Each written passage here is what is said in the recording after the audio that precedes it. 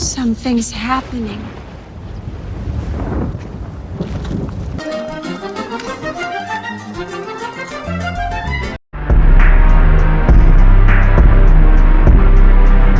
Let him cook!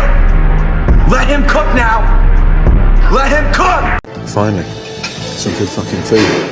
Leon Rose is cooking using spices from other dimensions. Is Kingpin the president of basketball operations for the Knicks? The Knicks were able to assemble this squad without giving up or using a single first-round draft pick. Somebody tell me how he did it!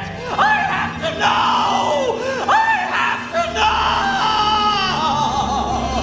Knicks fans are about to start World War III and Armageddon simultaneously. Bing bong! Tell me a little something, KD. Don't you regret not coming to the Knicks? Go Knicks! Let's go Knicks! Tom Brady's a fucking bitch. Fuck Tom Brady, yo. Brian's a bitch. Fuck the Cavs. Fuck LeBron. Fuck everybody. Fuck Trae Young. Fuck Trae Young. Fuck Trae Young. Fuck Trae Young. These motherfuckers are straight killers. Yeah, all the gangsters are killers. Gangsters. Al Capone. Now, I haven't been too big on the Knicks. I haven't seen them being that team that could potentially go all the way. But with how sus and inconsistent the Eastern Conference top tiers have been looking in the past few weeks, not only do I now believe they could potentially make it all the way, but they could maybe even win it. If not this year, then definitely next year and the year after, because they've set themselves up so beautifully. You've got so much in the way of capital to make a trade or to sign a big free agent this offseason. And I'm not one of these people that think you need two stars to win, or the Knicks are missing a lot in the way of superstardom on their roster. It is definitely possible, especially in today's league, of one winning a championship with really only one and a well-oiled machine. And the Knicks are a very well-oiled machine. Brunson has been looking better and better, despite him getting snubbed for the All-Star starting lineup. The Knicks have been winning games left and right. Of their last 10, they've won 9 of them, with their loss only recently being to the Lakers and a close one. And they're doing all of this with injury woes. Mitchell Robinson isn't stated to return until after the All-Star break. Jalen Brunson himself is listed as day-to-day because he had some ankle-related issue, but he avoided it being far more serious than what it is. Julius Randle is out for 2 to 3 weeks due to his shoulder, but I think he too will be back like sometime after the All-Star break. And even though they just got OG Anunoby, he's going to be out, but he should be back soon. You also have Precious Achiuwa. I'm sorry, that couldn't be me. Where you at right now? I'm hanging out with my guy, Precious. Hey, Precious, how you doing? That guy, man, he's special to me. He's precious. Do you think his friends call him Precious? Like, hey, Precious, how you might as well just start calling him Beloved at that point. Like, I could be in the incubator, and as a baby freshly out the womb, I would scream, change my name. The words would come from the other realm. I just can't. Not here. I know he's from Nigeria. There's cultural names, this, that. But here, no. I'm sorry. I've just been through too much.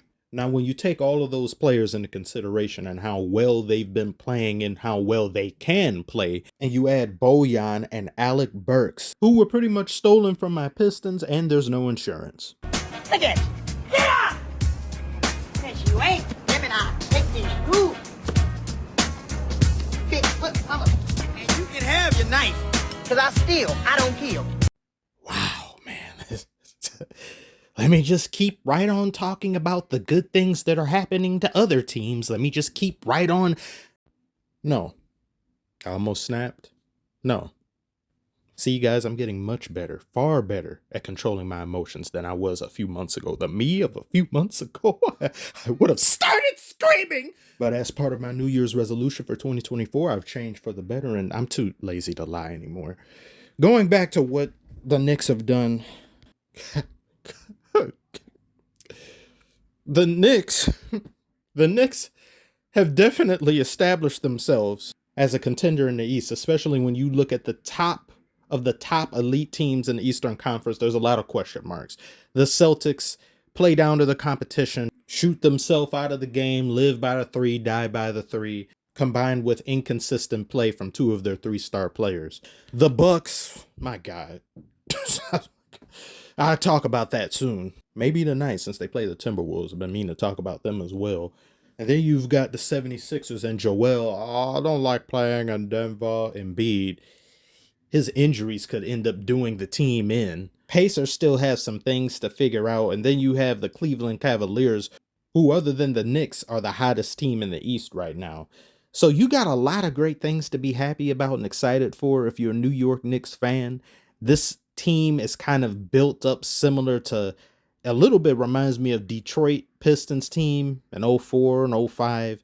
Good, solid players up and down the roster, and you have multiple players that can get their own shot and create for themselves and can get you 20 points a game. I was not big on Alec Burks here in Detroit simply because I like watching the games and seeing some things. I was like, what? I was like Alec Bricks over here. I don't know what he's doing half the time. But then you can attribute some of those woes to just Detroit being so obnoxiously, aggressively bad that it makes players, no matter how good they may be at 1 to 2 specific things or good in general, when they set foot here, they're just lesser. It nerfs you. It's like when the Monstars in Space Jam stole players' talents, except here when you play in Detroit, it gets stolen and thrown in the garbage. I was getting irritated with Detroit over here trotting out Bojan running the offense and things when Cade was out and being the primary distributor and ball handler. Like that man isn't 34 turning 35. And Detroit just expected him to damn near run the offense and do all these things that he's not really supposed to be doing. But when you put him on the Knicks, he's in his role of spot up shooter coming off screens, doing this and that. He's not being asked to do the heavy lifting. He's not being asked to do stuff that he isn't really used to doing and shouldn't really have to be honest with you. You can kind of say the same for Alec Burks. He has a defined role with purpose. There's vision behind what it is he's doing, as well as Bojan here in New York. Whereas in Detroit, it's here, buckets, win, do something, because we know we haven't made a roster worth a damn, but hey, try to figure it out. They must both be breathing a sigh of relief to go from the worst team in basketball to one of the best, a title contending team. To get a free ticket out the gulag when you've got players over here rumored to have been taking surgery other than getting traded here. This isn't about that. But I definitely feel really happy for New York fans.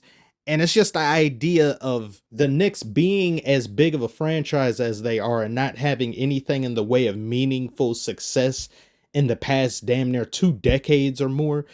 It's definitely overdue. So terrible owner aside and Dolan, it looks like he's really just let the president and the GM do what they need to do and just taking a step back, thankfully. So it's great. Happy for you guys in New York. And I want you guys to tell me below, what do you think of this trade? Has New York moved up on the totem pole in contention, or are they still relatively the same? Tell me what you think below. Like and subscribe if you're new. Comment below, and I shall see you all on the next one.